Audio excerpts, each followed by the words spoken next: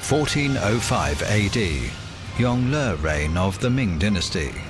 Zhang He, also known as Eunuch San Bao, commanded a fleet of 317 ships to drop their anchors 5 miles away from Calicut.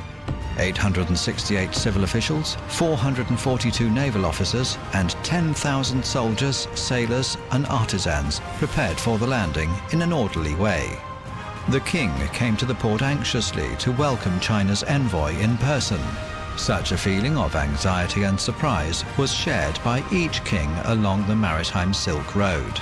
But surprisingly enough, the purpose of this vast fleet is not aggressive expansion, but peaceful cooperation and co-prosperity.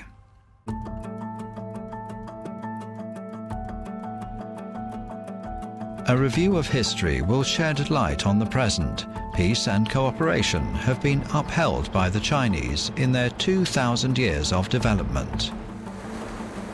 As early as the 1980s, China had brought forward the initiative to shelve differences and engage in joint development, with the hope of solving disputes progressively with all parties involved through peaceful negotiations and common development, and achieving a win-win and all-win outcome.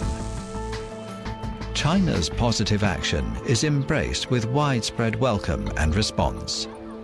In May 2000, the two governments of China and the Philippines issued a joint statement about bilateral cooperation framework in the 21st century, saying, both parties agree to promote the peaceful settlement of disputes through bilateral consultations and negotiations in a friendly manner, based on generally accepted principles of international laws, including UNCLOS 1982. In 2002, China and Asian member states signed the Declaration on the Conduct of Parties in the South China Sea.